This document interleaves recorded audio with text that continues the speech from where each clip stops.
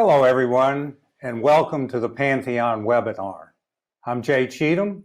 I'm the CEO of Pantheon Resources. And to those of you around the world, in the UK and Europe, good evening. For those in Asia, it's either late at night or early in the morning. Thank you for being on it. And a shout out to everyone in the US, but especially those of you on the North Slope that are viewing it. We know a lot of the people that are working with us up there are viewing it. You know who you are. You're the guys that make this all happen. And so thank you, and a big shout out to all of those.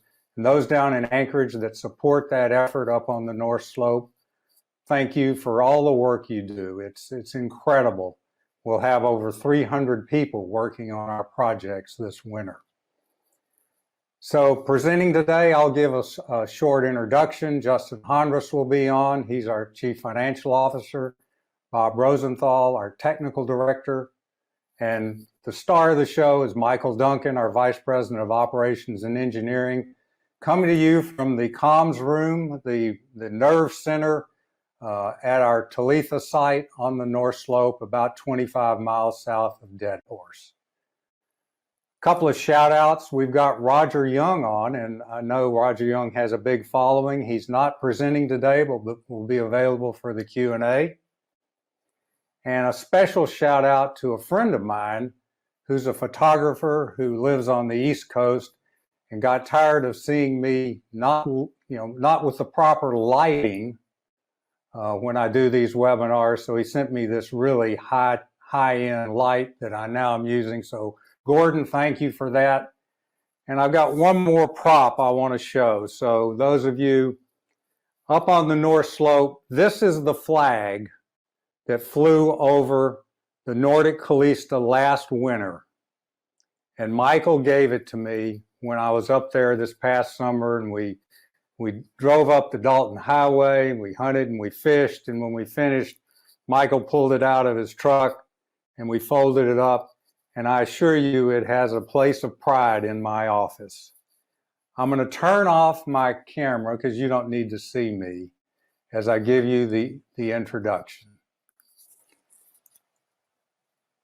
So you guys that have been on this before have seen this many times. This is the North Slope of Alaska. And we talk about location.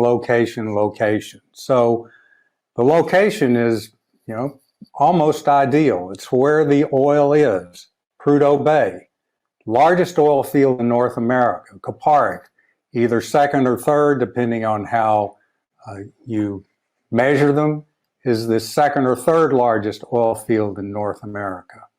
The Trans-Alaska Pipeline that was built because of the discovery of Prudhoe Bay, and at one point in time was carrying 2 million barrels of oil per day, now carrying about 500,000 or a little less. The Dalton Highway, which is the feeder road that runs from Fairbanks to Dead Horse, 480 something miles, and most of the equipment that goes up to the North Slope comes on that highway. So location. So when Prudhoe Bay was discovered, de Gallier and Winladen said there's 10 billion barrels of oil in place, and you will recover 3 billion barrels. You can see now it's 33 billion barrels of oil in place, and the recovery will be over 16 billion barrels. Simply stated, good, big oil fields get bigger and better over time. Something similar happened with Kuparuk. It hasn't gone from 3 to 16, but it's gotten larger. And the Alpine field that was discovered by our friends at eSize, Roger Young is on the call today from eSize. It was originally going to be a 450 or 500 million barrel field and will now recover over 1 billion barrels. In gray, you can see the outline of our 153,000 acres. And we are underneath or very close to both the Trans-Alaska Pipeline and the Dalton Highway. Now, before I get into a little more, today you're going to hear about what we've discovered, what we plan to do. So Bob Rosenthal will talk about that, and then Michael will give you the full rundown on our development program. So what's happened recently on the North Slope? Where Horseshoe and Pica is a discovery to our west, some of it in the NPRA, some of it in some environmentally sensitive areas, and some of it in the Arctic Ocean out offshore. When Oil Search, and they've now sold out to Santos, but when Oil Search entered some 4.5 years ago, they paid $3.10 per contingent barrel for the Horseshoe Pica entrance. I'll talk a little bit more about that later. And you can see Willow, where ConocoPhillips is, and they're having some issues with their environmental impact statement, and they're having to redo part of that. They're in the NPRA, that's National Petroleum Reserve. Alaska, that's federal land. And over to our east is ANWR, that's the Alaskan Wildlife Refuge. That's also federal land. Of note, you can see on our map, and they're also active this winter, is 88 Energy with their Merlin well, and that's about 13 miles south of where our map ends on this overview. And of course, quite a bit further west. So at the closest, we're over 30 miles away from NPRA, and at the furthest, we're over 50 miles away from ANWR. So location, location, location. Alaska, we're on state lands. We do not have any significant environmental issues. It's a stable environment. We have one royalty owner, the state of Alaska.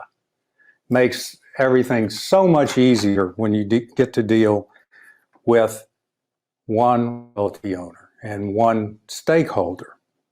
We're near the export, as we said, the Trans-Alaska Pipeline. Our average royalty is about 15%. It's an underexplored area, as I think we have proven out over the last several years. Our 150,000 acres, we have 100% working interest. And to that, we added about 60,000 acres in the January 2021 lease sale, and all of that in our Theta West project. We have announced that we have 17 billion barrels of oil in place, with about 2.2 billion barrels resource recoverable. Those are management estimates. But we anticipate that we will be doing some more with independent experts later this year and next. At our units at Alkaid and Talitha, we have 67,000 acres.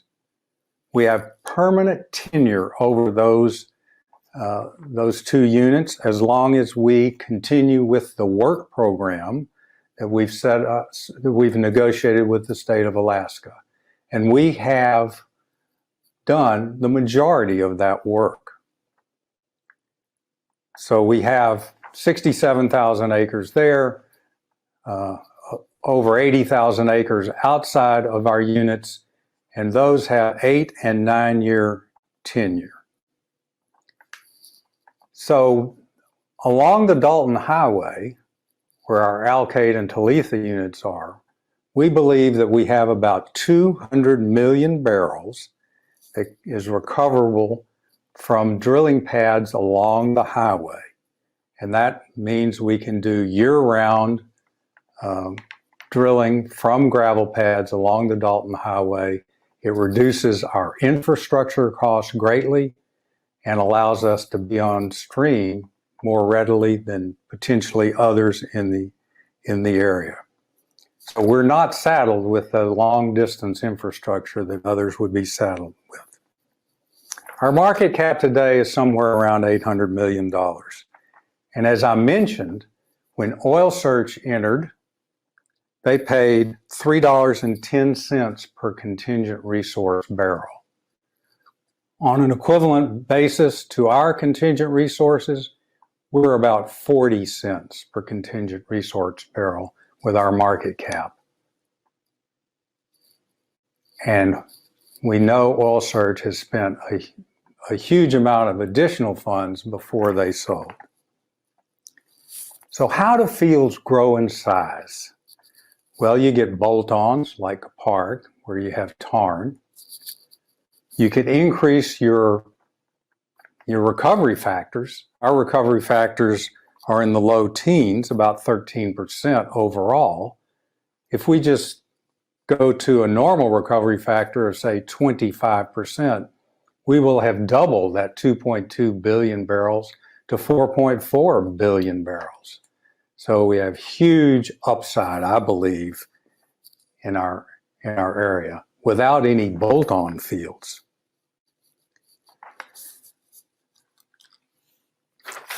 In 2021, was a year of extraordinary achievement for us. Everyone else is going to talk about those achievements, but just to simply go through a few of them, we acquired the remainder of the Talitha unit that we didn't have in early January. We raised $96 million in December. We spudded the Theta West well last Friday. And just a quick overview on our management. We have very, very, very deep experience, both in Alaska and worldwide.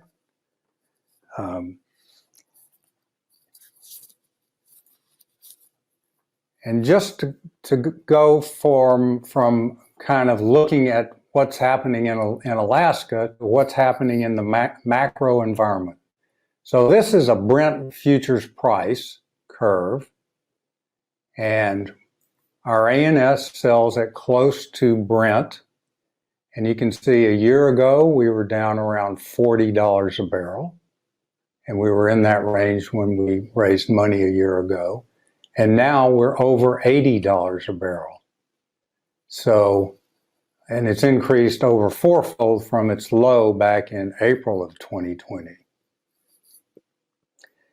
And the CEO of Schlumberger, Olivier Lepech, said oil demand is expected to exceed pre-pandemic levels before the end of the year and further strengthen in 2023.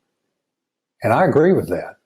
I think we're going to have some tailwinds in terms of oil price. I think there are many headwinds in terms of available capital for the resource industry. But certainly I think that we'll have tailwinds on oil price. This is simply shows decline curves for various production in the U.S. over time from when it came on stream. And you can see more recently, the U.S. has exhibited extremely high decline rates, especially with the unconventional. You get hyperbolic declines with the unconventional. So there's a high level of drilling needed to maintain current production levels.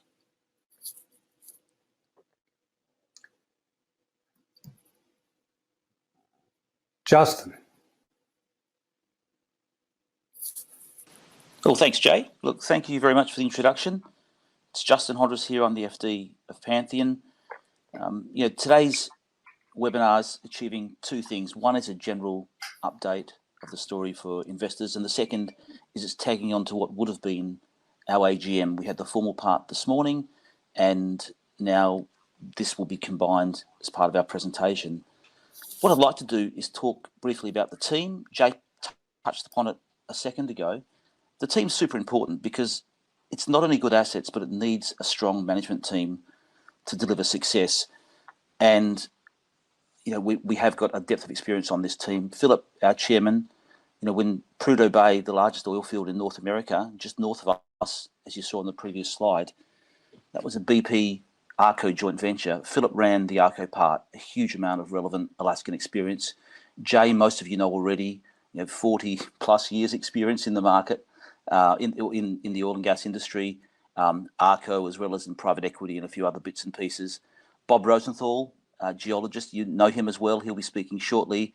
I come from a financial background, from banking. It's important to have a balance on a board, diversified skill set.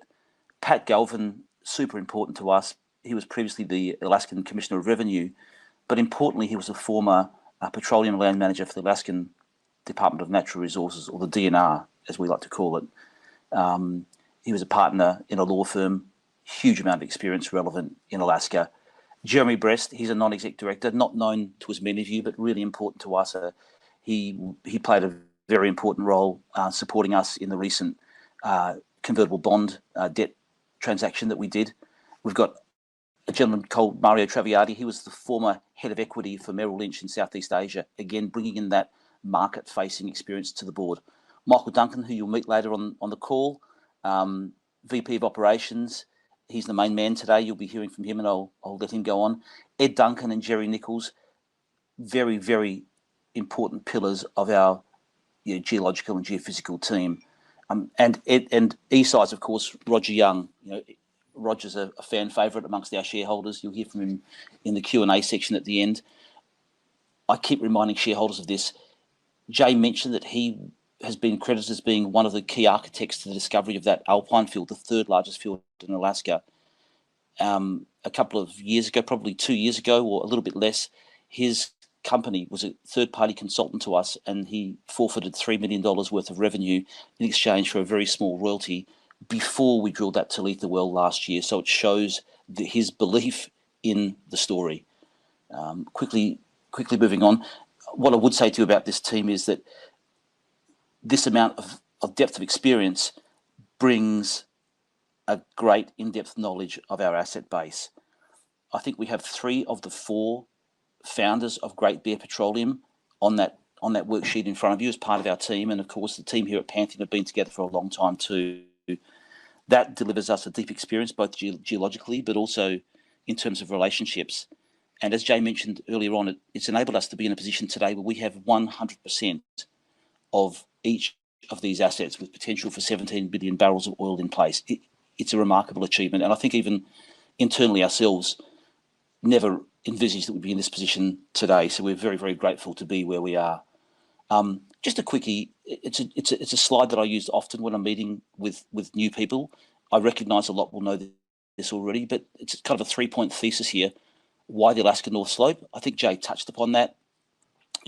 For us, it's a great area. There's been a huge amount of capital investment over the last 15 years in the unconventional shales in the lower 48, and Alaska North Slope was perhaps suffered from a bit of under-investment and under-exploration. It's now shining in the sun as far as we're concerned, and it's presenting a wonderful opportunity for us. A fantastic royalty structure, as Jay mentioned, averaging about 15%. By contrast, in Texas, it can be as much as 25%. Why Pantheon? And this is important. We touched upon that a second ago with the team. We've got a huge amount of experience. This is not a new project.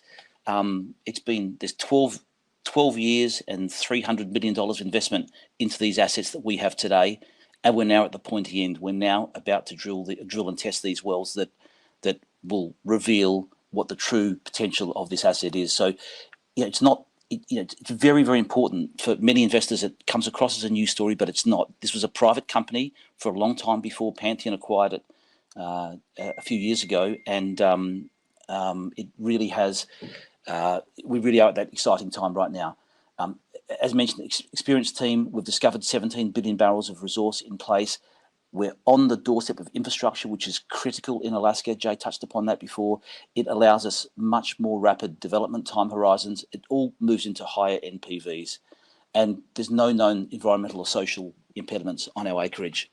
And the final point, of course, is the investment catalyst. Well, why would you be looking at this? And the answer is that there's a potential here. We're targeting to prove up potentially a billion barrels or more of oil. There's 3 huge projects, Alkaid, Theta West, and Talitha. It'll be this winter / summer. Alkaid realistically will be in the spring or early summer. It's a near-term commercialization opportunity.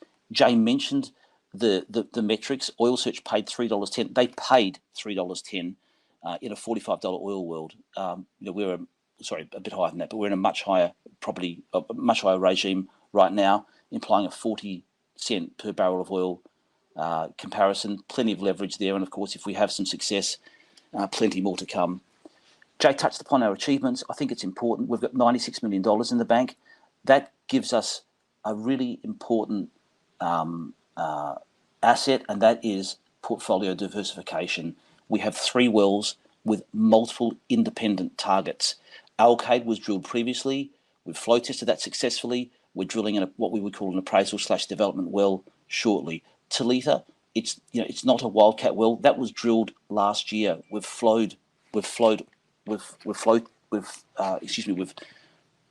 had logs in that well. We've got data. We had AHS, which was a large feature of the previous webinar, over 3,700 feet of oil column confirmed through their samples. We're now testing that in the coming weeks. Theta West, of course, was spudded over the week or late on Friday. Michael will talk more about that and the Alkaid well. Our budgets are revealed there. They're pretty straightforward. What I would say is Theta West may be a little bit more than that, depending on the extent of which we do testing.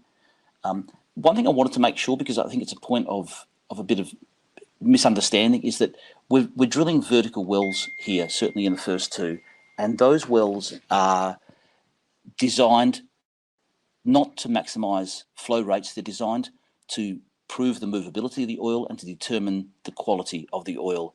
The production wells we drilled horizontally going forward in the future, and of course there's the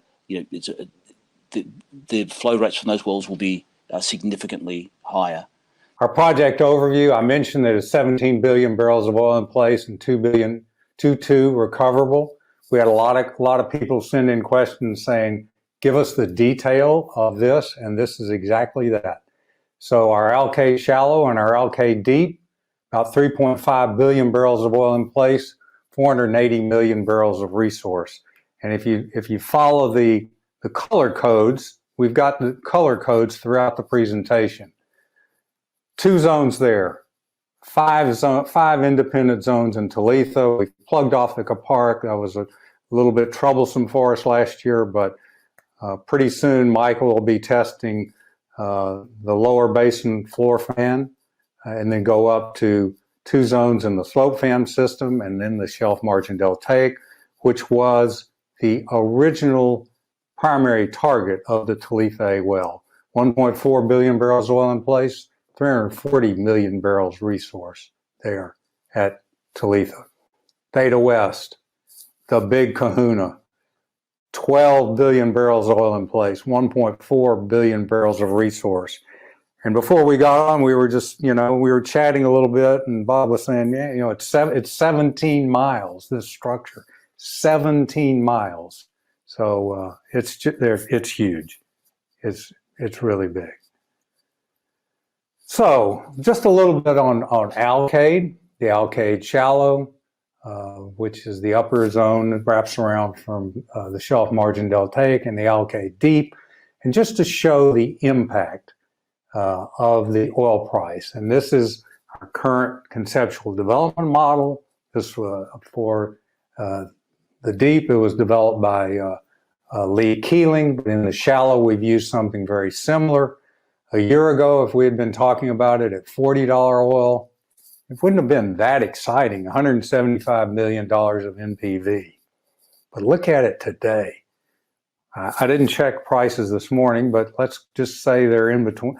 It's 85 on Brent. It was 88 on the close Friday. Somewhere between 4.5 and over $5 billion of NPV. Over $10 a barrel in the shallow. Excuse me. In the Alkaid deep, this directly from the Lee Keeling. A year ago at 40, 68 million. Today, over $1 billion of NPV. So those developments that are in our 2 units combined could have $6 billion of of net present value to us at today's prices. Simply astounding.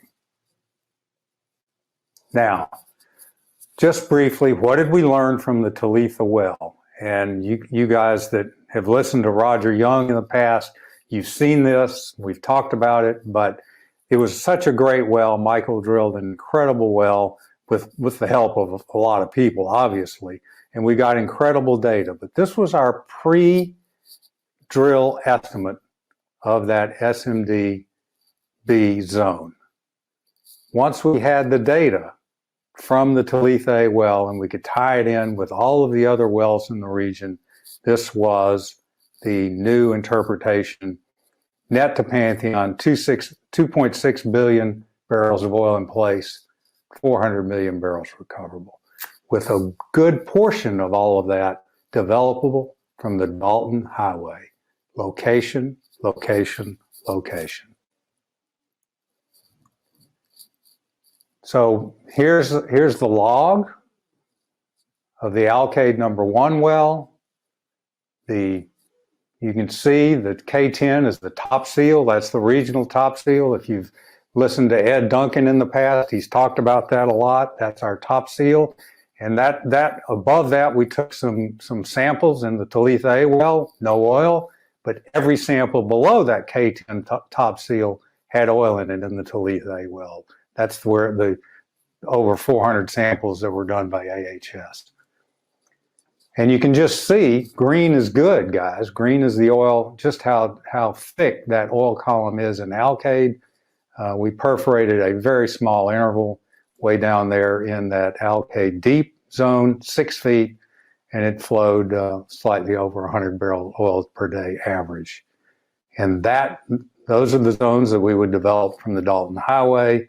And our summer well, spring summer well, will target that Alkaid deep from a position in the northern part of our Alkaid unit, drilled horizontally to the southwest, and it'll target that lower zone. And we will drill it deeper to go all the way through this zone, because when this well was terminated early because of a weather event, they were still in the zone. So with that, I'll turn it over to Bob. Talk about Talitha. Hello, Bob Rosenthal, and I'm the Director of Technology for Pantheon. I think I've met a lot of people who were on this phone call before, and I can tell you I have not gotten used to Zoom calls because, you know, if you've seen me in the past, you know, my arms are waving at all times. So I can tell you that that's what's going on right now. So before I step into this, I want to make one comment on some of the thoughts that we were talking about previously. The program that we are doing this winter, which is testing Talitha, and we'll get into that in a second, drilling Theta West, and going in and drilling the Alkaid development or production well, that is a huge program. That's a massive program. It's, you know, Jay and everybody's alluded to, we're looking at, you know, 17 billion barrels oil in place. We're looking at, you know, 2.2 billion barrels of recoverable. Each one of those programs, you know, has, you know, separate objectives. But at Alkaid, we're looking to move from resource to reserves. That's a major step forward for us as a company. We're looking at Alkaid to get our first production on. Massive step forward for our company. We're looking to prove up at Theta West, our Theta West well, almost, you know, 12 billion barrels of oil in place and 1.4 billion barrels of recoverable, and test, you know, multiple zones here at Talitha. This is probably one of the largest, most impactful programs anywhere in the world. If there's something bigger than this happening for any company right at the moment, I don't know it. So with that, I think I'll move into a bit more detail of what happened at Talitha and why are we doing what we're doing this winter. So if you remember, for the people who have seen a lot of our presentations, at Talitha we had multiple zones. We proved up multiple zones with hydrocarbons in it. We've shown that we probably have well over 1 billion barrels of oil potential.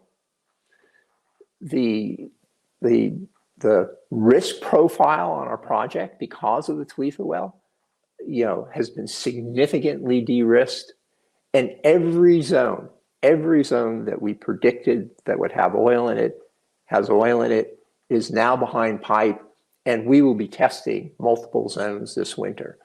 I'll go over some of the AHS work in a few minutes in a little bit more detail, but it is an independent validation that we have a significant oil column through this well.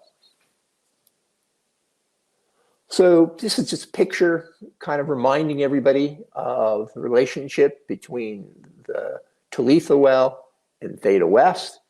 So here down in this, so we had oil here at the Kaparic. We had oil in this zone, which is the basin floor fan. We had a little oil. We had down here in what we call the upper basin floor fan. We weren't even expecting to encounter this upper basin floor fan at this location. And then we had oil throughout this whole section through the slope system and the Shelf Margin Deltaic, 3,700 feet of hydrocarbon column at this well, oil in all our targets. When we look at the location of Theta West versus Talitha, we are 8.5 miles to the west of Talitha, and we're 1,500 feet up dip.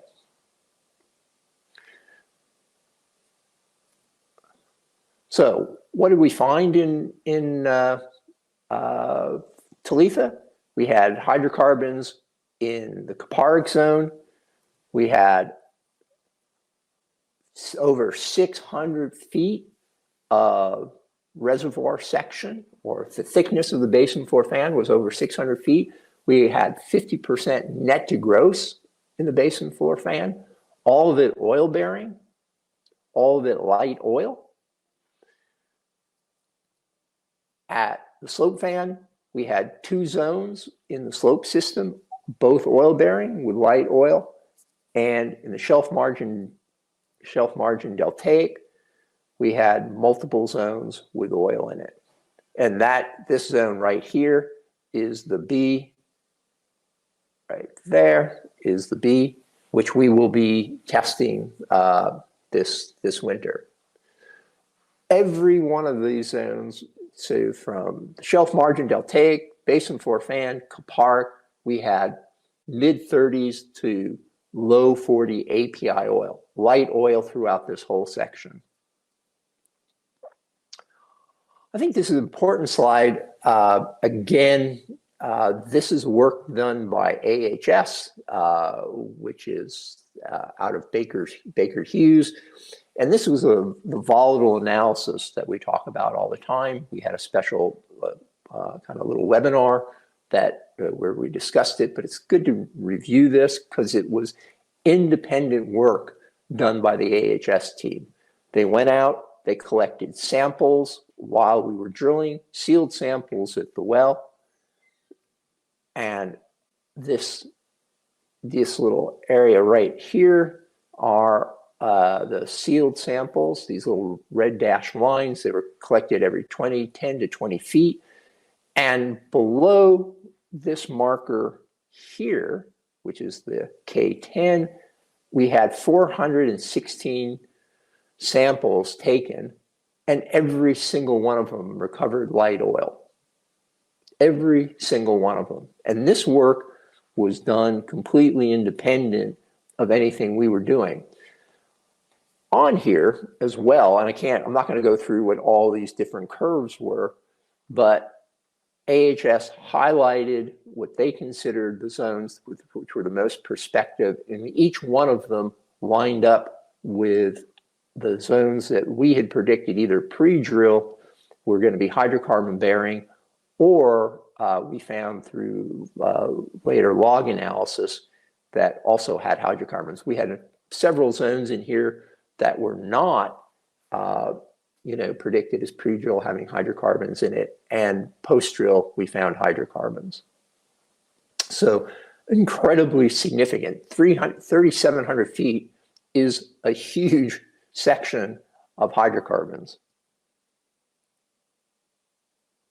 So moving over to Theta West, as Jay alluded to before, the distance between the Talitha Well to the up dip portion of Theta West is over 17 miles.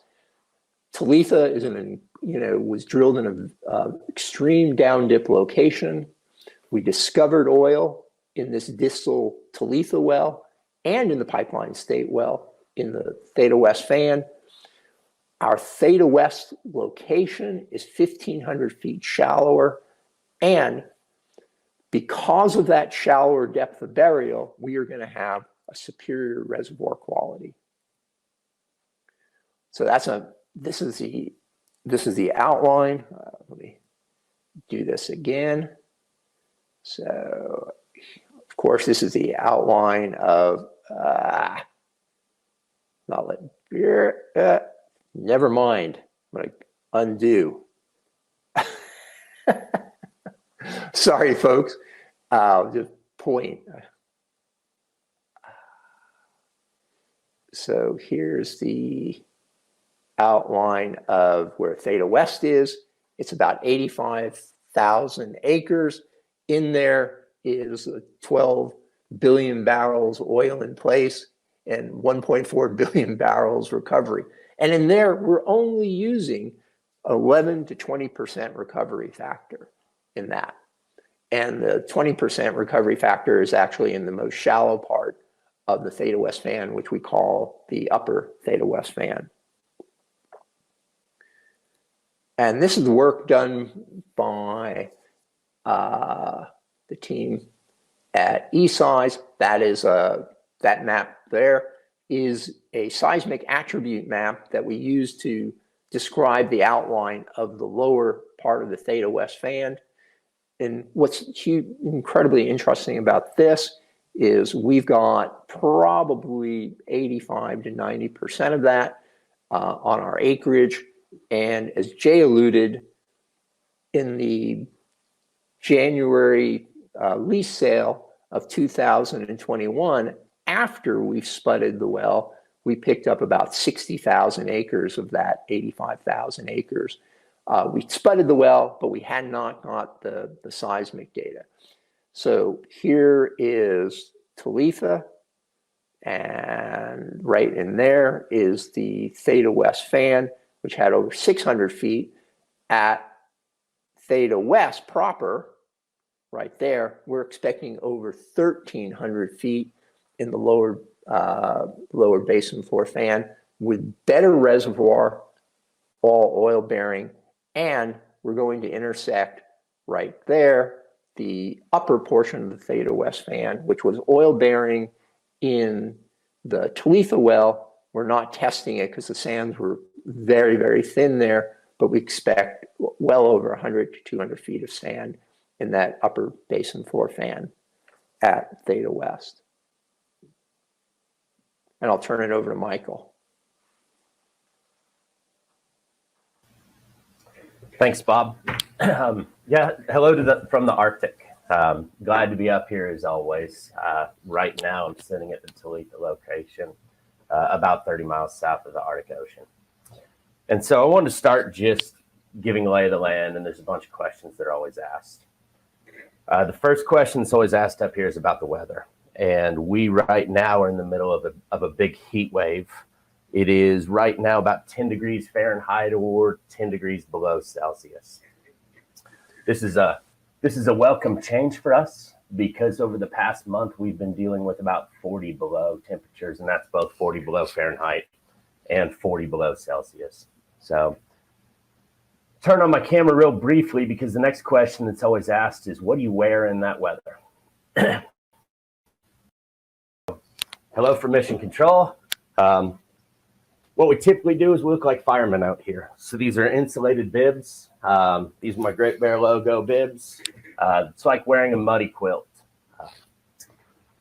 In weather like this, I typically run a sweatshirt outside. When it gets to 40 below, we'll be in huge quilts or huge coats and look like firemen out there. They're fire resistant and very insulative, so it's almost analogous to what you see firemen wearing. Liners on everything. Here's my hard hat liner. Didn't know it at the time, but when you buy a tan hard hat liner and you're walking across location, you look like you have flowing locks of blonde hair. So that was an interesting bonus, but a pro tip there. So we're bandwidth limited. I'm going to turn my camera back off on satellite communications, and so I'll try to be conservative with that. The next question we're always asked up here is about the daylight hours. So January 4th today was a week ago today that we first saw the sun. So that technically ended a couple months of nighttime up here. You see it in the picture here, and everybody always asks, is that sunrise or is that sunset? And the answer I give is yes, that's both sunrise and sunset, because the sun peaks up over the horizon and disappears. But that's changing very quickly. Every day we gain about 20 minutes of daylight. Right now we get about 2.5 hours of daylight, and that's up from 0 hours of daylight a week ago.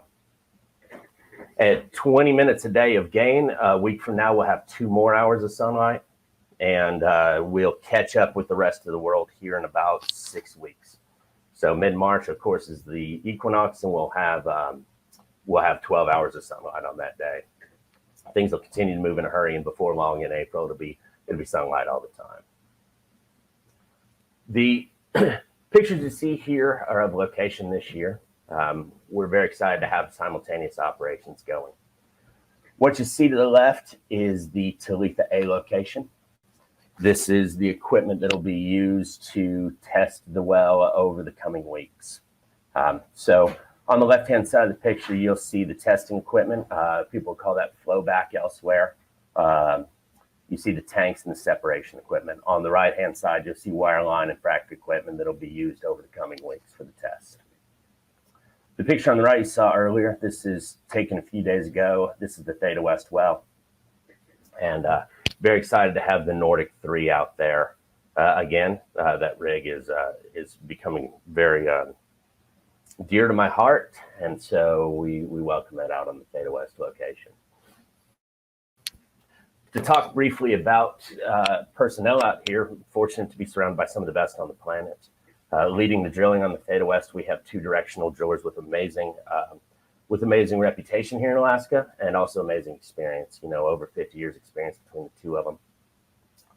On the Talitha A location, we have 2 of the best completion engineers on the planet, completion leads on the planet. Guys that have worked all up and down multiple continents with Arctic experience, including Canada and Siberia.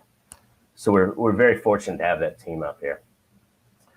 Today we have 80 people on the project in between the 2 locations. And of course, we're out on ice. We do that to protect the tundra. We get the operating window from about January to about mid-April. And of course, when we leave location, the ice. So it looks like we lost Michael. Hopefully he can come back in.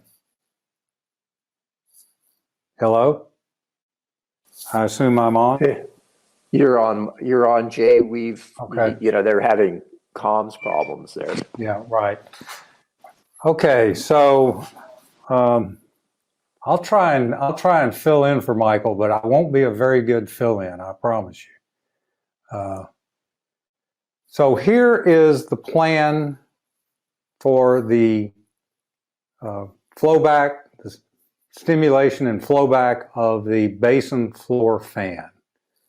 So we will perforate in 3 locales, 3 fracture stimulation stages, and then we'll it'll be commingled and flowed back, and we will be testing the basin floor fan as one zone.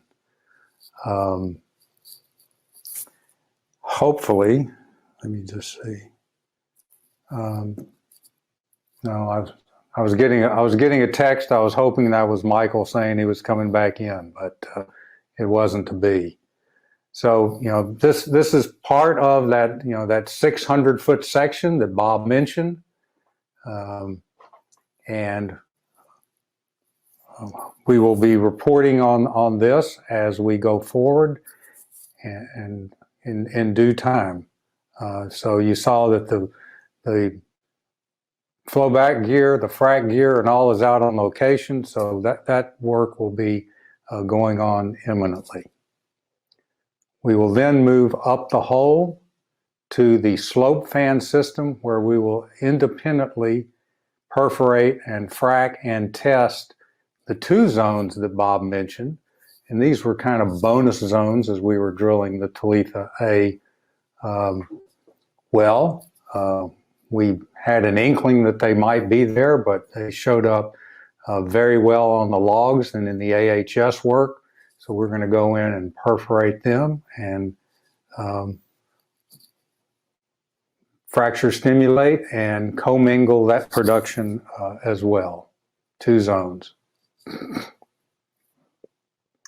The primary zone of interest, and the primary zone of interest when we drill Talitha A, is the Shelf Margin Deltaic. That Shelf Margin Deltaic B, that nice well-developed sand that you see in that upper portion of that log. So we will perforate. We will do 1 single fracture stimulation, about 150,000 pounds of sand total. That is a relatively small fracture stimulation, but we're not opening up a lot of the zone. We're opening up only a small portion of the zone. And as we've repeated over and over, we are trying to prove movability of the oil. We want to get data on the actual reservoir characteristics. That's what we're looking for more than flow rate. So vertical wells will give us that data. Ultimately, when we are developing any of these reservoirs, we will drill long horizontals with multi-stage fractures. Is Michael back on? Yeah, Michael, you're back on. Hello, Jay. All right, Jay, can you guys hear me? Yes, you're on, Michael. Take over.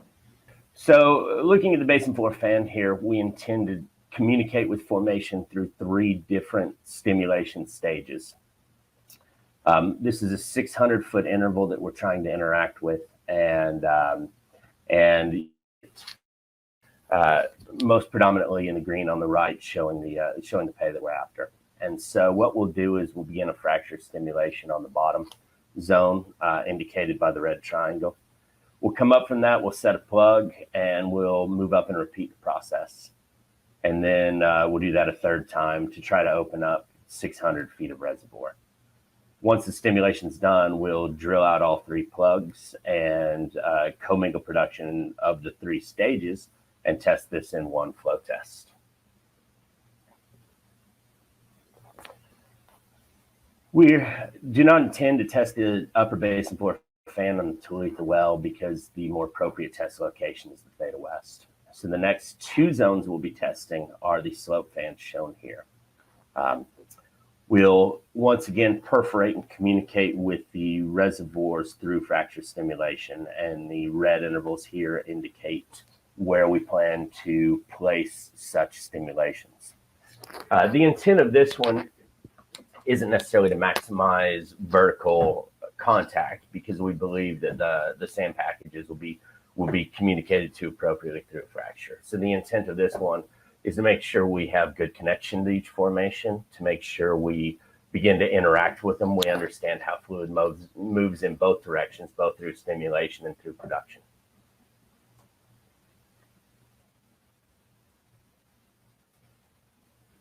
Third interval, the 3rd test, 4th interval, zone 4, of course, is the Shelf Margin Deltaic. And in this case, we intend to hit the sweet spot of the formation, as shown here once again by the red triangle. This is hit the meat of it and see what it does. So we're very excited for this one because it's it'll be a nice production test, and we're looking for good flow rates and a appropriate fracture for it. I wanted to speak a little bit about how fractures work and what they really look like.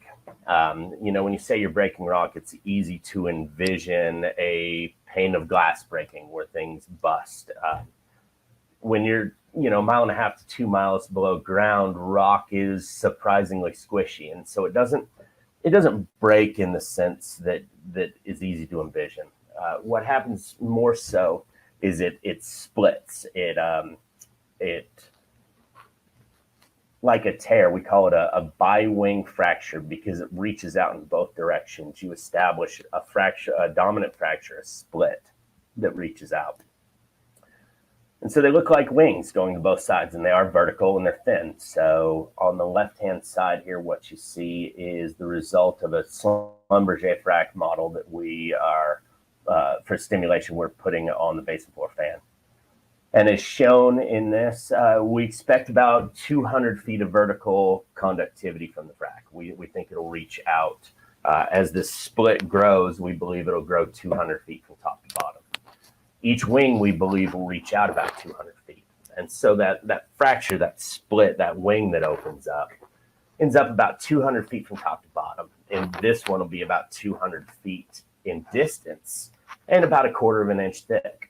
And so we fill that split. We feel that it's not truly a void because it's got fluid in it, but the fluid has sand, and so we fill that split with a sand a proppant, and that proppant keeps the split open and allows a medium for fluid to flow back through.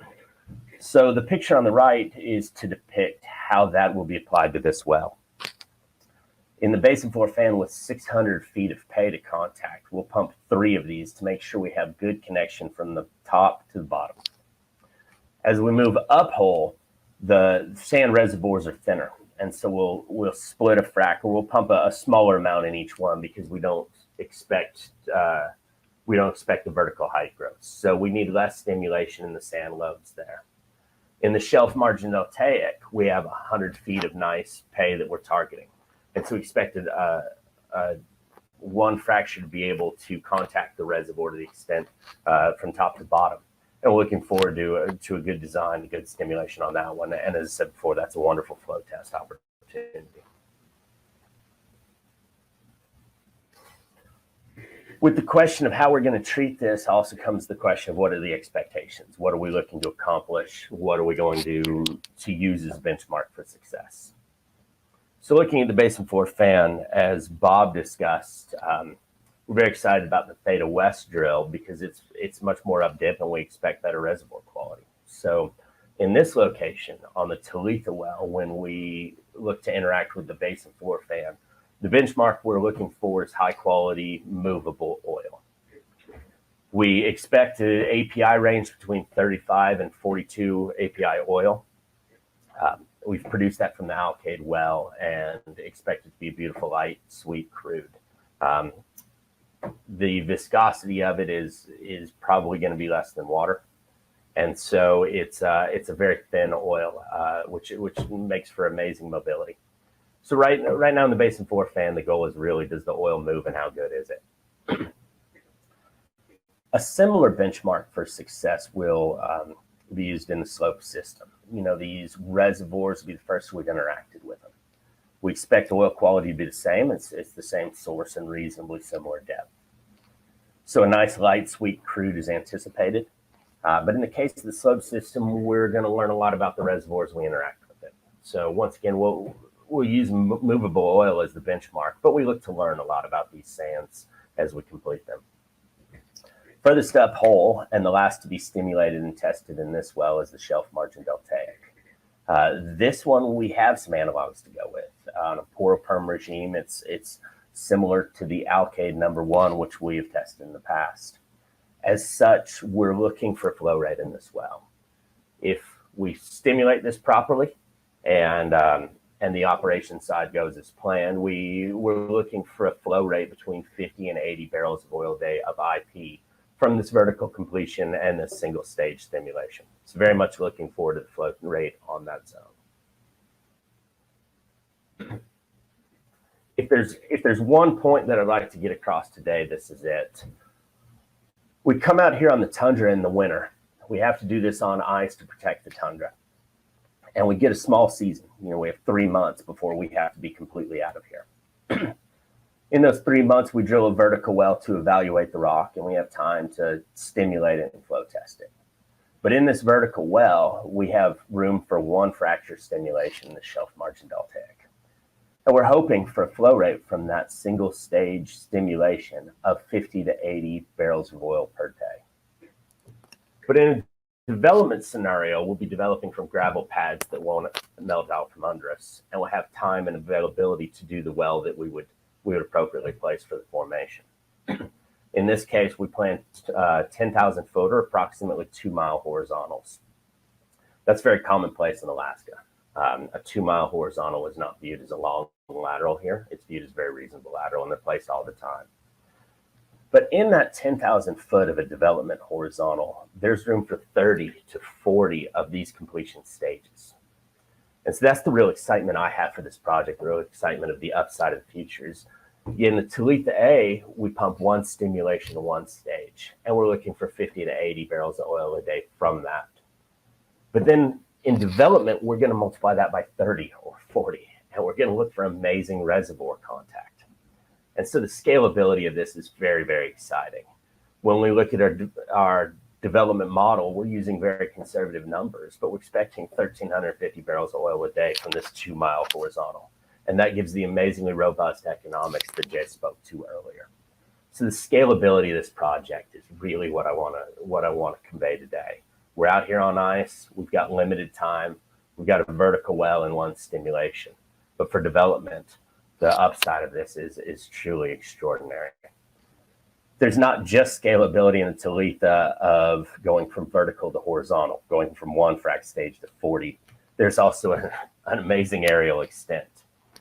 And so when we look at the size of this prize, you know, we're talking 400 wells just in the Shelf Margin Deltaic. And so that's truly the purpose why we're out here, is what does 1 fracture stage do? And then we'll look to see what this can do when we multiply it by 40.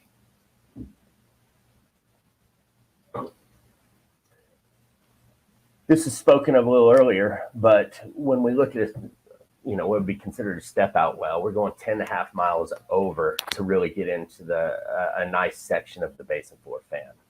This is a cartoon meant to depict the shallower, thicker, and better reservoir, and we're very excited to test the basin floor fan in the Theta West well.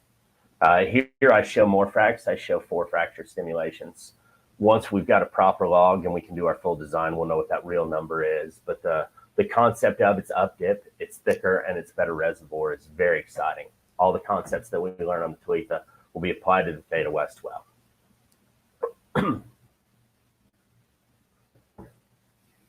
So going back to the concept of what does 1 stage mean and what does the future look like, I want to look at the Alkaid well for an example. So in 2019, we tested the Alkaid well from a single frac stage, and it flowed 108 barrels of oil. And it was that beautiful light sweet crude. 35 API oil was tested there. For development on the Alkaid, we'll use these horizontal multi-stage. And once again, that'll be 30 to 40 stages. We look to place stages 250 feet apart, or 4 stimulation stages in 1,000 feet of horizontal. So this summer when we come out, we'll be working on a gravel pad. We will not be time constrained. We'll be able to drill a horizontal multi-stage well that we seek. This will be our first horizontal well in the Alkaid. And so drilling parameters will dictate how long the horizontal will be for that one. You know, we want to make sure we place one appropriately. We want to make sure we do it reliably. And then we'll stimulate it and flow test it to show what this concept can be. So using that as a benchmark, we seek to get 100 to 150 barrels of oil a day for each 1,000 foot of horizontal. And I hope to really showcase that scalability. If a single frac stage on the Alkaid flowed 100 barrels of oil per day, 108 technically, we seek to get 100 to 150 out of 1,000 foot of horizontal, and that would really provide robust economics. And what that means, depending on the lateral length for the Alkaid, if we're able to place a 3,000 foot horizontal for our first one, we'd seek 300 to 450 barrels of oil a day production from that horizontal. If we complete 5,000 feet, or approximately a mile of horizontal, we'd seek 500 to 750 barrels of oil a day production from that. And then as we get closer to our true development lengths of 8,000 or 10,000 foot, in this case, we show the numbers for 8,000. But if we place an 8,000 foot horizontal and properly stimulate it, we would look for 800 to 1,200 barrels of oil a day production from that horizontal well. And so it's very exciting to be able to look at this and say that in the Alkaid well, one zone produced 108 barrels of oil a day, one fracture stimulation. And this summer, we're going to have a wonderful opportunity to work off of a gravel pad, to not be seasonally limited, to have the time we need to reach out with a development style horizontal and complete it multi-stage fractures. And so it's going to be a wonderful project this summer. We're very much looking forward to the flow rates from this, but the excitement is it's overwhelming. I'm very excited for the opportunity to show how one stage of production translates when you multiply it by 40.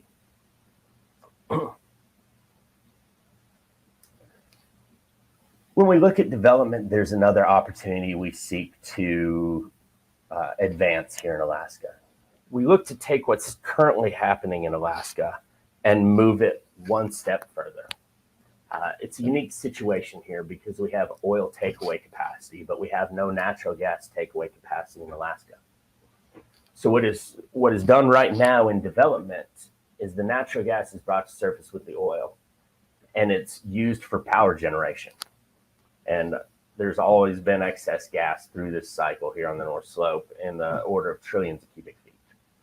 And so you have this amazing source of natural gas, this amazing, for the purposes of development, inexhaustible source of energy of natural gas. And here on the North Slope, that's burned to create electricity. And then the excess natural gas is put right back in the formation. We intend to go one step further.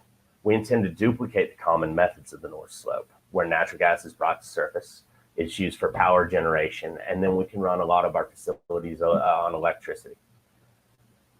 But the step further that we seek to take is we look to take the exhaust from that natural gas power generation and combine it back with the excess natural gas and put it right back in the formation.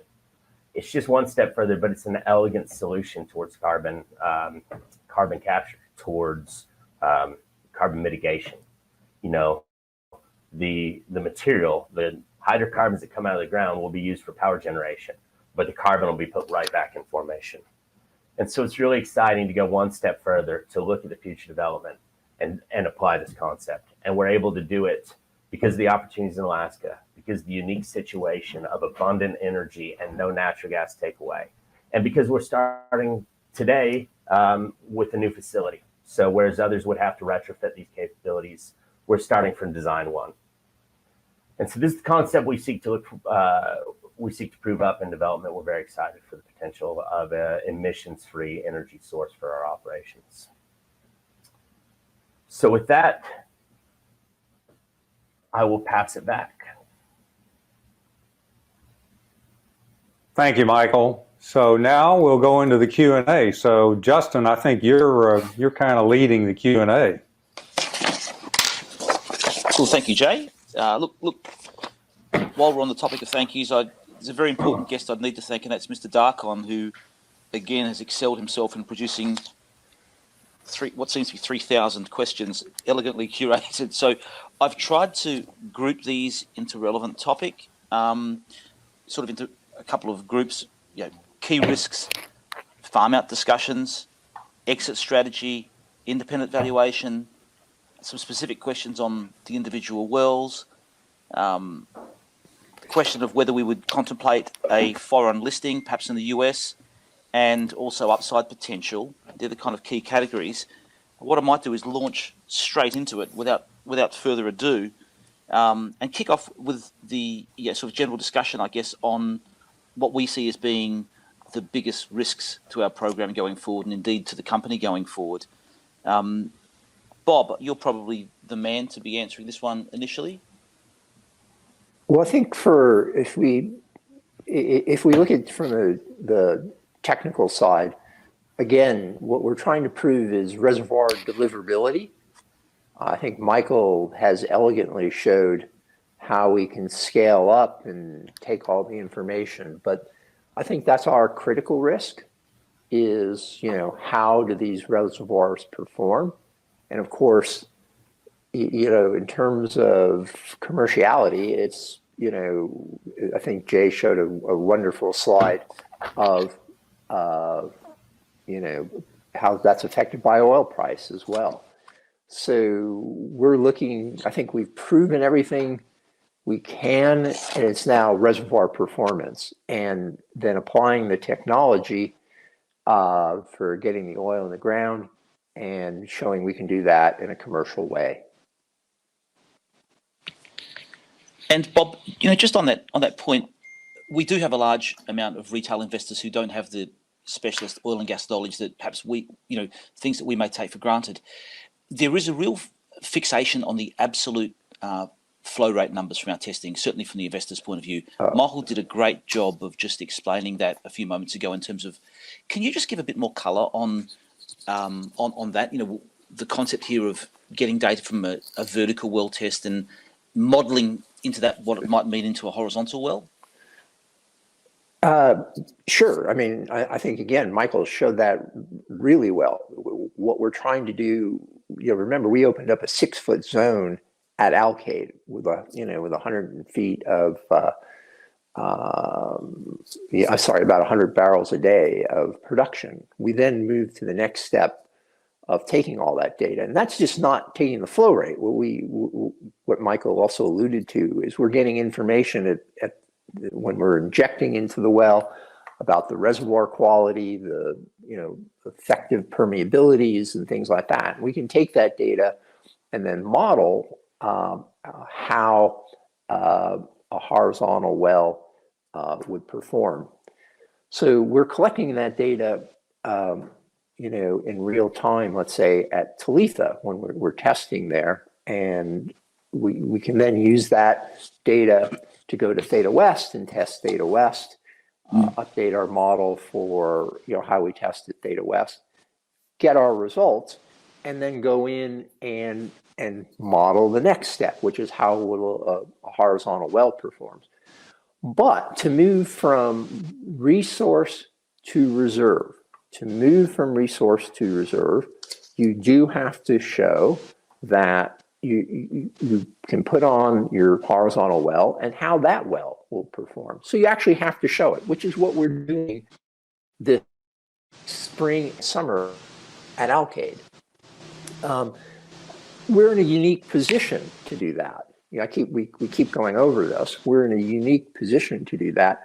We can actually move from resource to reserve because we can actually drill the horizontal well, and even if we get, let's say, 3,000 feet of horizontal or 4,000, we can actually scale that up, and engineering firms will move your resource to reserves. No one else can do that. So people to the west of us who are, talking about building huge infrastructure out in the NPR, the willows and all that kind of stuff, they have to build the infrastructure, have to put that well on long-term production, and then you'll move all that. We can do that this summer. And Bob, I guess just leading on from that, on this concept of risk, I guess the fact that we've already found the oil, in Alkaid, the well has flow tested previously. Alkaid number 1 has flow tested. In the case of Talitha, we have the AHS Baker Hughes samples the whole way through. We have logs in that well. We're not going to a wildcat well. We have drilled that well already and logged it. It moves us significantly further forward in that probability of success. Correct. And the final point, Bob. Okay. Go on. Sorry, Bob. No, you said the final point. What was? Oh, sorry. Sorry, I was just moving on. In this concept of risk, not only is there geological risk, but there's also investment risk. One leads into the other in this case, but people on this call are equity investors, and they're assessing the risk of an investment in Pantheon Resources, whether it's undervalued or overvalued, as the case may be. And one of the things that we've brought to bear in our recent fundraising is we've driven that risk down by raising sufficient funding to give us this sort of portfolio diversification. We have an Alkaid well funded, we have a Theta West well funded, we have a Talitha well funded, with these multiple independent zones across those 3 wells. How does that play for you as technical director? Oh, it's massive. I mean, where we were on sort of November 30th versus December 30th, you're a world apart. To have nothing has changed geologically between November 30th and December 30th, but our risk profile in terms of execution has just been enhanced significantly, because we can actually go out and do the work at Talitha, Theta West, and at Alkaid all in one season, right? It's not, you're not testing Talitha this winter and saying, I'm going to drill Theta West next winter. You're in real time testing Talitha, drilling Theta West, taking the information you have at Talitha and applying it to Theta West. And as I said, we having the money to go out and prove that you can drill your horizontal well and put it on long-term production and move from resource to reserve. And you're doing this in, from we tested the well in 2019, and we'll have our first production in 2022. There are huge companies to the west of us. There's ConocoPhillips. There's the Repsol, and Oil Search. We know it's been bought out by Santos. But if you go out to the NPR, we will be on our first production well this year. And again, having the funds to do that significantly, and having the ability to do multiple things in 1 year significantly reduces the risk for the project. And it reduces obviously the impacts of volatility too. Look, that's great. I'm about to ask Jay a question here on the next topic, being that of the farm out. By way of introduction, we've spoken a lot about farm outs over the last year. We were actively in discussions with a number of parties, particularly one, and I think the whole board would be fair in saying that perhaps in November we thought that that's the way we may have been going. We were at very, very late stages and ultimately opted. We've been running a dual strategy and opted to go with the other strategy of the financing that we did. But can we just discuss that farm out? I mean, firstly, is it something we'd be open to again in the future if a farm out came along? Would be open to that? And the second question linked to it, Jay, is would the terms have changed from what we would have been discussing beforehand? Jay? Well, I'm going to answer the second part of that first. And we're still in discussion with the management group that we were in discussion with back in November.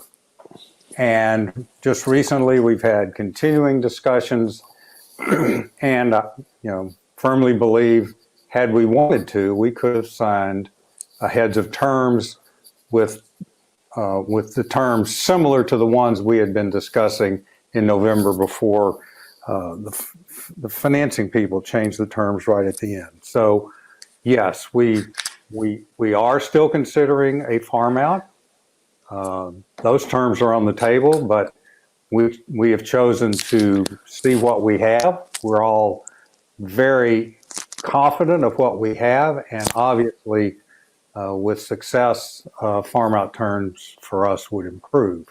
Now, we will continue to look at a farm out going forward for several reasons. One, they can bring in some technical personnel that will help our team. That's very good. Two, as Michael said, that the Talitha development is plus or minus 400 wells. And if we are not bought out in the future and we choose to, and we must be prepared to go forward and develop these, it's going to take a huge amount of capital, and a farm out would help us do that. And thirdly, one of the things we were looking at on the original farm out is they were planning to go to publicly list, and that would, give us an option of potentially merging with a company that was mirrored us, regardless of what the percentages were, and we could merge in and answer one of the other questions, but and end up with a listing on one of the other international exchanges. So, we'd be excited about it. Can I add something to that, Justin? Of course. Yeah. I think this is a question that bounces around, farm out, what's next, how are you going to move forward? And I think, kind of my view on this is, step one is we're drilling these wells. We've got to collect all the data. We have to analyze all this, analyze the data as it's coming in, which will take some time to do that. In other words, it's just not, hey, you drill a well and okay, you start your farm out, or you sell your asset or something like that. There's a lot of work involved with it, and I think Jay alluded to it. If we're going to get a new or a good farm out deal, or execute something where somebody comes in and maybe buys the asset or something like that, we have to be prepared to execute the work program ourselves, whether the work program is drill these wells and test them, or be prepared to even develop the field. We have to have all that work done so we can have people who are going to come in and maybe look at us or come in and do a farm out. They have a data set that is, complete and totally analyzed to make their assessment, because a farm out now is going to look different than a farm out last year. Totally different once we've drilled these wells. Mm-hmm. Mm-hmm. So I just want to make that really clear, that it's important that we are prepared to execute ourselves. Yeah. Look, Bob, thank you for that. And I think two things to talk about with this farm out. One is, Jay mentioned we were discussing in November. We're having discussion, just for the avoidance of doubt, this particular group that Jay was referring to, we'd been in discussions since, I would think, June or July with that group, all the way through, in fact, to just before our recent fundraising. So that's point one. Point two, the size and scale, they were very, very significant numbers. We were talking about a structured farm in where they would earn an initial stake and then spend additional funds to move to a larger stake, and then as a three-phase to move to a larger stake again. Still a minority stake relative to Pantheon, but the numbers were, very, very significant indeed, and larger than our market cap of the company is today, the entire market cap. The other thing I wanted to mention was that with a farm out, many of our shareholders feel comforted by a brand name. I've had many conversations with people thinking that perhaps if we had, one of the majors as a partner, that would be a great vote of confidence. Well, it may be, but it's like a marriage. We've got to think of this about the long-term future with that other partner. So, and for that, you need to have a partner that has similar aspirations, I guess, as yourself. So signing up with a major, if we had success, for example, in this Theta West well, we'd face a very, very nervous period where they'd most likely be trying to squeeze us out of this play by proposing a very active drilling program that we couldn't keep up with to dilute us out. So, and similarly, we don't want to be exposed to a company where we may be exposed to portfolio risk within that company's portfolio. They've got environmental issues somewhere else, or with all the ESG things that are going on, they decide to pull back, and we find ourselves, on mothballs with nothing happening because we've got a joint venture partner that can't fund its way. So it's very important to find the right partner that has a similar aspiration for this product, for these projects. We wanted a partner that wanted to move at the pace that we wanted to move at, which is fast. So it's more than just the financial terms. The financial terms were very, very attractive, but it's the devil's in the detail, and there's lots and lots of finer detail below those financial terms that need to be coordinated and agreed, and things like committees, decisions, all of those kinds of things. And Justin, moving on. Just one other quick thing. With a major, the first thing they would want, control, 51%. Control. So yeah. you would immediately lose Exactly. control with a major. Yeah, Exactly. right, Jay. Great point. Thank you. Yeah, great point. Look, a bunch of questions on independent verification, validation. Would we get third-party engineering reports from some larger brand name, firms? And if so, when would that occur? Jay, do you want to comment on that? Well, Bob, you can do it as well, but I'll turn it over to you, Bob. You've been the main man working with you and Michael. First of all, yeah, I think what we're, like I said, first of all, we've got to collect the data and we have to do the analysis ourselves.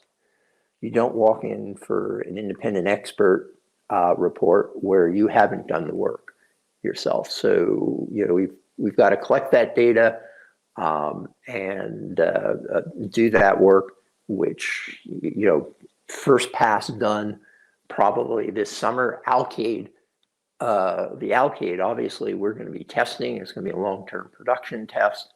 That's what they're looking for at Alkaid. So that's going to take time. So start this year, finished in 2023. Definitely, going to do it on each reservoir. But it's going to take time.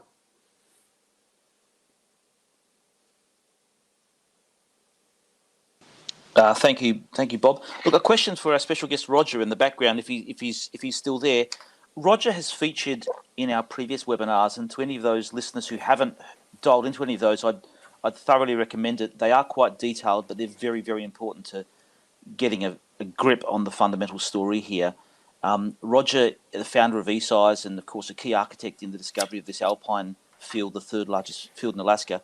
Roger, last time you spoke about, a question was posed to you, in fact, in the Q&A section, and the question that was asked was, has the project evolved since the Talitha A discovery in that sort of 6 month or longer period between those two events? And you gave us your answer, I think, was something along the lines of, it keeps on getting better and better, and good projects get better. Roger, did you have any more? Have you done any more work, or is there anything more that you could add to that, or perhaps your feeling remains the same? Is there any feedback you have at all? Oh, well, boy, that does keep on getting better, of course. It's exploring for oil and gas is like exploring for treasure using science as your tool. And as you continue on, you continue learning more little bits and pieces of how to put this puzzle together. And in some projects, those little bits and pieces are negatives, and they don't make the project better and ultimately may kill the project. But in this particular project, the bits and pieces as they come together just make it even better. And it's like Jay said, the good ones get better, and that is what continues to happen on this one as all the little pieces of information have come in over the months.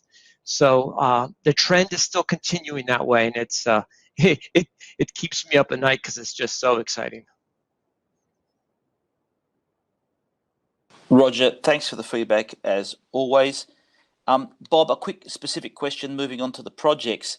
The first, not by order that we're drilling them, but the first is on Alkaid.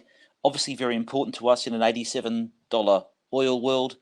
I think Jay mentioned earlier on in the presentation that, when we did a fundraising back in 2020, we were in a $43 oil world, and we didn't really speak about Alkaid much because the NPVs were just quite unremarkable. But today they're quite the opposite of that. They look, they're phenomenally large. Bob, you touched upon it before, but I'd like you to just embellish it a little bit more if you can. And that was that back when that well was drilled, the well drilling was terminated early under the direction of the DNR because there'd been a flooding of the highway, in fact. What does that mean? Because you said there's no oil-water contact. Can you explain what that means and why you think perhaps where I'm leading is that there's potential additional upside deeper down in the Alkaid field, Bob? Well, I moved back to a slide that's up. I'm not sure if everybody can see it. I think that's which was slide 13. So I moved back to that slide. We can see it, Bob. And if you look at and here you go with my tools, and everybody can have a good chuckle, where we TD'd the well right there, we were in oil. So all of this is oil, and we TD'd the well right there in oil. And we've got another 400 or 500 feet of section below the base there, which we haven't tested, which when we drill our well at Alkaid, the horizontal well, we were going to drill a vertical well and try to drill and log the section below the base here. So going down another 400 feet, we hope to and get logs through that. So there's huge potential still below that. So we can the scale can increase from that. But one of the big changes over the months, and Roger's alluded to it, you know things get better, is again hooking up this SMD section all the way over to Talitha, and that's we now have that in the well at Alkaid and at the Alkaid field, and this is all oil bearing through here. It's just that the reservoir has a lower net to gross through that zone through there. So there's kind of there's real potential for the scale of the Alkaid project to go up significantly below the Alkaid anomaly and associated with the SMD. It's a lot of arrows. I'm sorry. I've got a question. It's okay. Well, I've got a question. In fact, I've got a couple of questions coming in live. You might hear my phone pinging, but in fact, I'll answer those first. I've got one for you in a second, Michael. The first is on getting back to this concept of a farm out. People are interested in what type of structure we were looking at and what sort of commercial terms. Look, obviously, just very rapidly, we can't talk commercial terms, and obviously we chose not to go the farm out route in the end. So, to some extent, the discussion is moot. However, what I would say is that structurally, we were working on a structure where the party would earn a very small percentage working interest, and they would have the opportunity by spending significantly larger investments to gross that up over 3 stages to what would have been a 10-digit investment in our company for a quite a modest percentage. So that's the type of structure we're working on. Those terms are no longer relevant. Arguably, the terms have gone up. There's lots of macro discussion. It's not for us to predict oil prices, but there's a lot of macro discussion at the moment about this underinvestment in upstream oil and gas, possibly leading to supply shortages. So long as we have a stronger oil price, we think that'll be supportive for us. And but I just want to quickly divert to Michael, if I may, Michael, because I know you've got some things to do on location. You've got to head, I think, from Talitha over to Theta West shortly. A question from a few investors in different sort of expressed in different ways has been, how does testing work sequentially? And I think this concept of testing from deepest to shallowest. Could you explain how that works and why we would seek to test from the deepest to shallowest? Sure. That's a great one. And to, give a scale, of course, we're testing from a 1.5 miles to 2 miles deep. And the problem is if you go in with shape charges, with explosives, and you fire your explosive on an electric cable once it's 2 miles deep or wherever the depth you want, and it punches holes in the casing, in the pipe. And of course, the problem is if you start at the top and shoot a hole in the top, Then when you go to work to the bottom, you've got holes in your pipe above you. So that's why you always start at the bottom, is you go and you shoot holes at the top. And then when you're done, you plug that interval. And now you have clean pipe from top to the plug. And then you can go up with clean pipe. So always start from the bottom to the top so that you always have good clean pipe connecting the surface to your formation. That's great. Thanks, Michael. Look, another topic is this one of exit strategy. We as a company have been quite open in saying that we're happy to prove this up and sell it on to a larger group. We've also often referred to it as being kind of like a private equity story that happens to be listed in the public markets. We're not afraid to prove this up, provided the valuation is right. We will consider offers and potentially sell it to a larger group that can fund this thing forward and make a rate of return. But as I think the management team have also indicated, we're prepared to drill this in the meantime if that doesn't present itself as an option, or if in fact the terms aren't right. Jay, you've got decades of experience in the sector. Is there any comments you'd like to talk about in terms of this M&A concept and what we're seeing as a macro theme at the moment in terms of the other E&P companies, in some instances shying away from committing to new projects? Well, I think kind of a little bit of it goes back to my opening in terms of location. So I think when people would look at us initially, they might say, "Oh, Alaska. I mean, goodness gracious, look at all the problems ConocoPhillips has had at Willow." But if they take a closer inspection and they say, "We're on state lands, we're not in terribly environmentally sensitive areas, we're pretty far away from most of the native hunting areas and those sorts of things." That doesn't mean we're completely environmental free, but we don't have any significant issues. I think we passed that hurdle. I think with Michael's, what Michael showed about being carbon neutral and wanting to do that and doing that from the very beginning is very positive. And I think that gives us, 2 thumbs up with a lot of companies. Now, obviously, there are huge headwinds for resource companies overall throughout the world. But when you think about energy transitions and what has happened in the past, big energy transitions have taken place over about 100 years.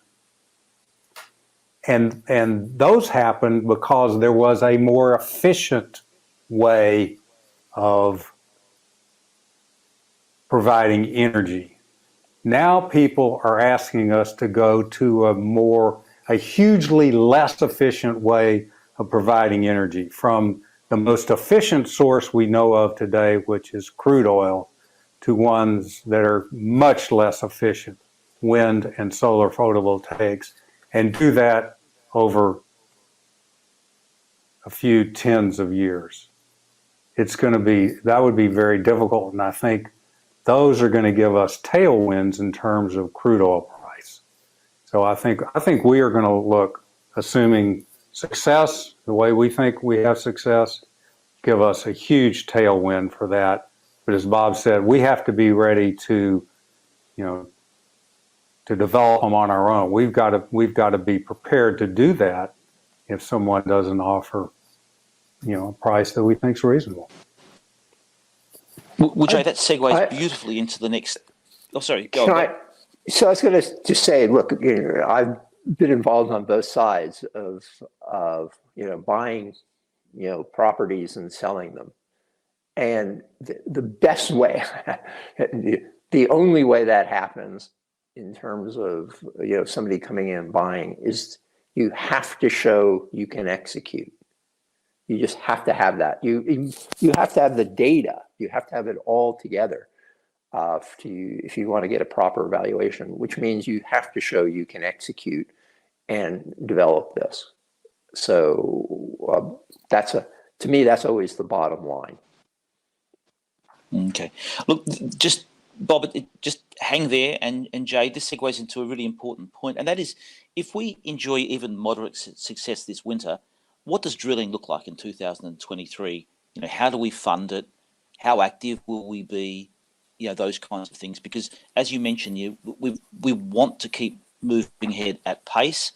We've got some good sort of contacts in place. I think once certainly our debt provider has indicated a desire to be able to invest further should we have access.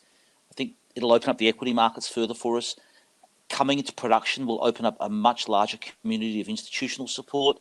And of course, then there's this concept of perhaps,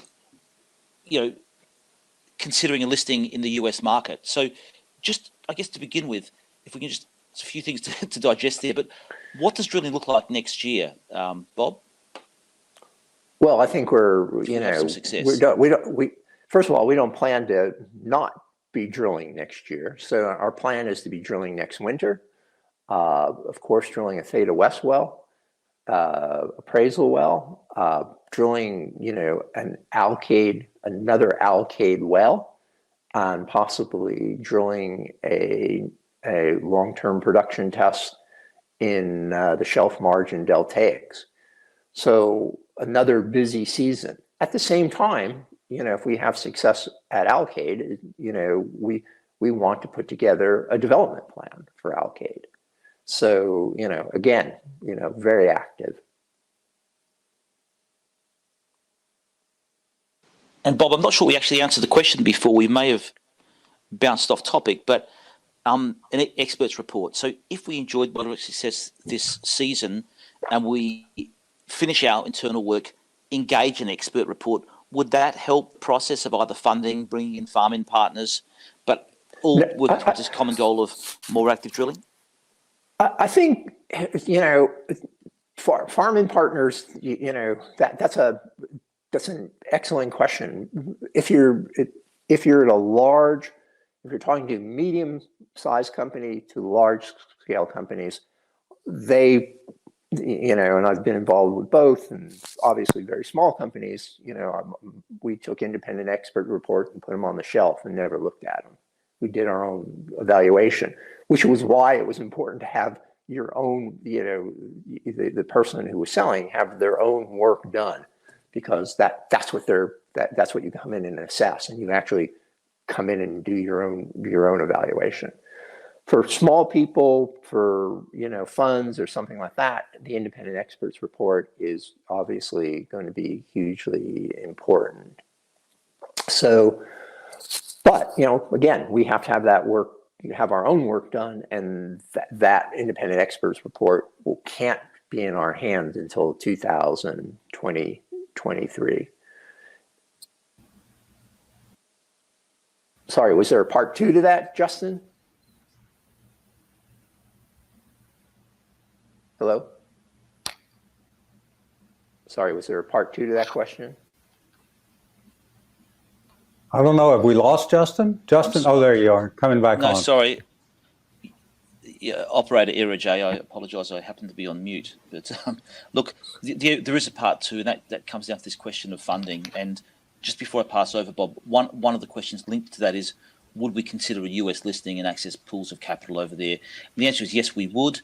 We're observing another few companies that are taking on an OTC listing. That's something we're looking at as well. We'll observe those closely. So we can't make any commitments, but we'll watch them very closely and make a decision if we think it makes sense and is the right thing to do for our company. Again, just very rapidly, having just been through the fundraising process and my background, I'm very experienced with all of those kinds of things. The institutional community is kind of bifurcated at the moment, and for pre-production companies versus companies in production. And so bringing Alkaid into production and proving that production capability opens up a much larger universe of institutions. We had a series of meetings with one of the largest institutional investors in the world, a household brand name, and they've watched us closely, but we need to be in that position of being in production. So really important number of months ahead of us. Look, just quickly, a specific question for Michael, if I may. And Michael, that's just a general question about How does it work with crews? You've got two different locations. You've got Theta West and you've got Talitha at the moment. You mentioned, I think, early on there's about 80 crew at any point in time. Do they rotate off? Where do they sleep? How does all of that work? That's a great question. For each job here on the project, there's 4 people that fill that role. There's a day person, there's a night person. And then after 2 weeks, we'll rotate out and bring in a new day person and a new night person. So most people run rotations of 2 on and 2 off. So each job has 4 people that fill it. As far as lodging, for the most part, we set up a full city out here. We have at the Talitha location, we have a small camp with about 11 beds. On the Theta West location is our main camp. And so there we bring in full catering, great food. Actually, last night was spectacular dinner. So we eat well, but it's a small camp. And if you think about a single wide or a double wide, these are octuple wide, or there's 20 units that fit together. And so we have lodging here. For some services, we do commute out of Deadhorse. We're fortunate with our location that it's only an hour drive or an hour and a half drive from town. But for critical personnel and equipment, everybody lives on location.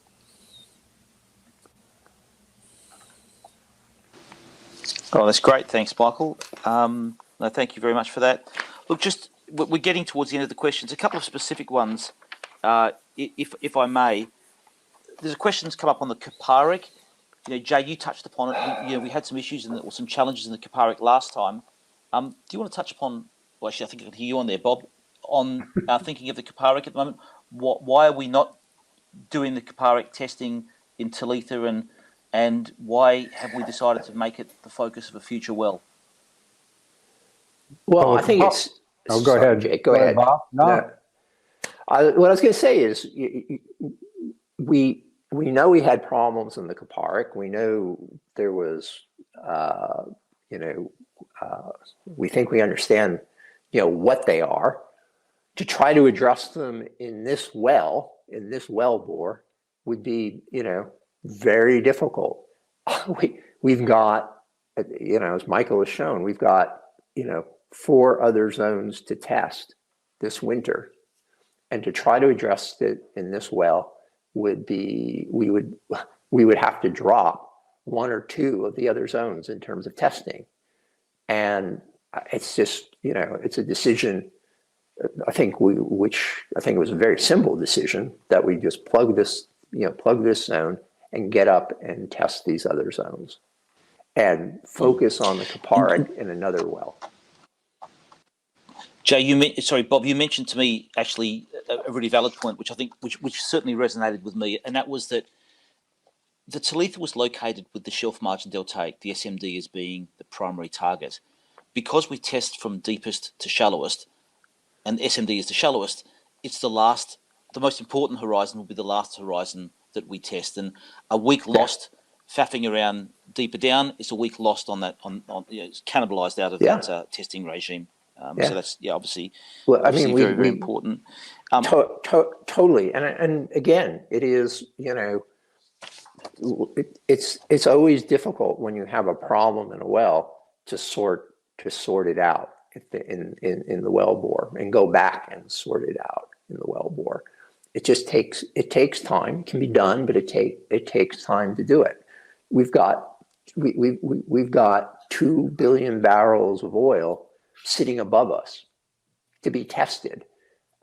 That's a huge amount of oil to be tested and get information about, and to compromise that this winter, would be a management failure. Well, one real quick point, Bob and Justin, that had we chosen to test the Kaparic, remember it was an overpressured formation. So that changes your entire fluid regime that you have to have in the hole. And, that just, as I said, it's time and it's money. And you may not get a result anyway. So it was just a really simple decision to say, we're not doing it here. We'll do it elsewhere. We think we know what the issues are, and we'll address them in a separate well to drill for the park at a better location. Yeah. Look, Jay, thank you, guys. Look, I'm conscious we're 1 hour 45 minutes in. I think in previous webinars we've done a bit of a round table at the end for anybody to have any passing comments, or if any of the team think we've missed anything in particular. I think it's probably time to move to that phase right now. If there's any other questions, I hope we've addressed most of them. I hope people do understand that there's certain things we just can't answer. There's some very, very specific questions to do with, one of our major shareholders that had been selling. We're not at liberty to discuss what their strategy is, although we would note in brackets that most of that stock appears to have gone.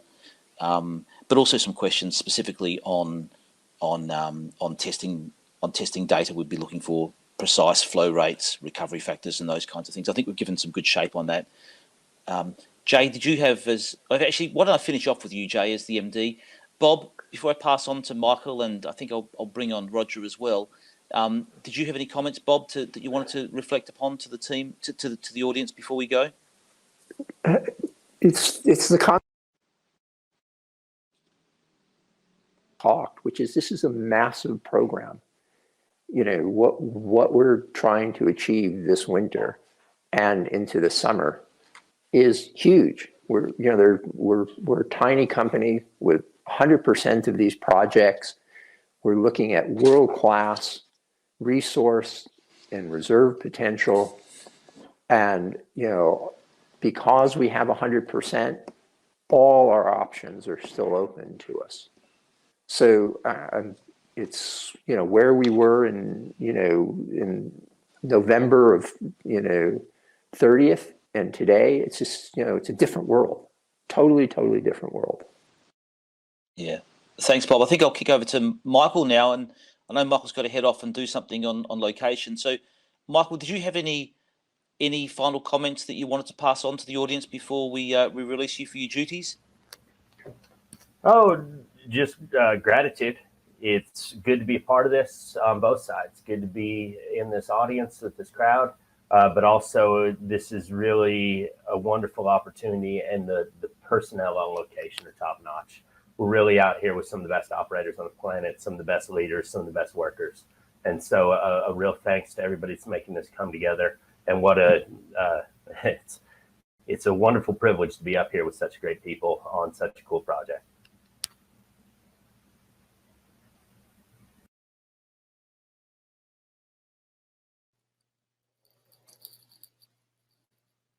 Justin, did you want me to Muted, finish? Justin. Oh, sorry, Jay. Look, Michael, thank you so much actually for your time. I know you're incredibly busy out there. We've really enjoyed having the access to you live from location, and I must say, I've had some great feedback from shareholders on some of the photographs and the little videos that have been coming from location. So look, we keep them coming. We've really enjoyed them. Thank you very much indeed. Quickly moving to Roger, and then I'm going to pass back to you, Jay. Roger, you've been very quiet. Apologies for that. You're probably the number one of the fan favourites. But is there anything that we've missed today, or anything that you wanted to reflect to the audience about, how the project's shaping up for you? It's all going according to plan. I don't have anything additional to say than I feel privileged to be part of the team. It's a tremendous opportunity. So thank you to everybody. Yeah, great. Well, thank you, Roger, for your involvement. You've added a huge amount, and we're very grateful to have you as part of our team. Before I pass on to Jay to have the final words, I'm going to talk about a concept called invisibility, and a question that often comes back to me is why our market cap is so low, and if we really do have this much potential, why is it not being reflected in our share price? And I think it's worth just pausing for a moment. We've mentioned a few things, and there's a bit of a mosaic that needs to come together here, but a couple of years ago, we had an acreage position that was far less powerful than it is today. We had the 3D seismic. We had probably 10 years of work on this asset, but we didn't have the acreage position tied up, and we didn't have all the data. And we've progressively been able to do that. Only Jay mentioned, I think it was 13 or 14 months ago, we picked up the final piece of the acreage at in Theta West, which was of of incredible importance to putting this play together. And earlier in 2021, I think we closed it in March of 2021, we picked up the remaining 11% of Talitha to bring us to 100% of all of these projects. But to do that, we had to remain reasonably invisible. We couldn't give too much away to the market because, of course, we'd be giving data away to competitors in those lease sales. So we now have the acreage position that we need. We don't need any more. We've got, frankly, more than we can handle. It's enormous, and we're very, very grateful. So we've had to remain invisible, but we don't anymore. So we're coming into this program. We're being measured. We're being a little bit British about the whole thing. We're trying to be a bit understated. But when we get the data, if we're fortunate enough for that data to come in as we hope, then we can be very much on the front foot in telling that message and trying to deliver value into the share price, because we are very concerned about being bid for. And so having a solid, stable, strong shareholder base is incredibly important to us, because we don't want to be vulnerable to a industry who may understand the valuation better than the equity market. So that's the end for me. Thank you, everybody. Jay, I'd like to pass over to you to give your final words before we can sign off. And thank you, everybody. So just kind of sorry, I don't know why my microphone went off. Just a real quick final. Mirroring what everyone else said, I mean, it's really a pleasure to work with this team. And when you think about it, we got here with basically nine employees and a handful of consultants, and then eSize. We have done enormous things with a really small team, and everybody knows everyone else, and we pull together, and that's why it works, and that's why we have 100%. We've raised $96 million. We're going to hopefully drill 2 production wells this year, have them on stream. That gets us, where we need to be in terms of production for institutions to invest in us. We've opened up a market that we didn't think was there in terms of the debt market for us. So if we do have to execute, as Bob says, and we choose to do that, we can raise the capital necessary. So, and I know Michael would love to do that. We all grew up thinking, God, there's nothing more fun than having, multiple rigs turn it with the drill pipe turning to the right. It was always fun. You just, it was always exciting. So, that's all I had to say. Jay, thank you so much. Look, I apologize. One very last quick thing that's come up, and that is how news flow will be delivered. And look, the AIM rules state that material price-sensitive news must be delivered without delay. So that means we will be delivering it as it comes, good or bad. There's no benefit in trying to hide bad news or good news. None of that. It'll come as it comes. We'll deliver it to the market as cleanly and as clearly as we can. We'll do more of these webinars. I think they've been quite effective for us and the audience to understand our project. Whenever a window opens up, please understand we can be incredibly busy the next few months with drilling, and it gets tricky if we're in price-sensitive areas to be doing webinars. So, look, the next opportunity we can to do one when we've got something to talk about, we'll certainly be doing that. So, with that, I think we'll sign off for the evening. Thank you, everybody. A copy of this recording will be made available, hopefully sometime tomorrow. Often they do a bit of sound editing and those kinds of things to make sure that the production quality is okay, but as soon as it can be released, it will be. So thank you, ladies and gentlemen, for your time. It's been greatly appreciated, and fingers crossed. Thanks, everybody.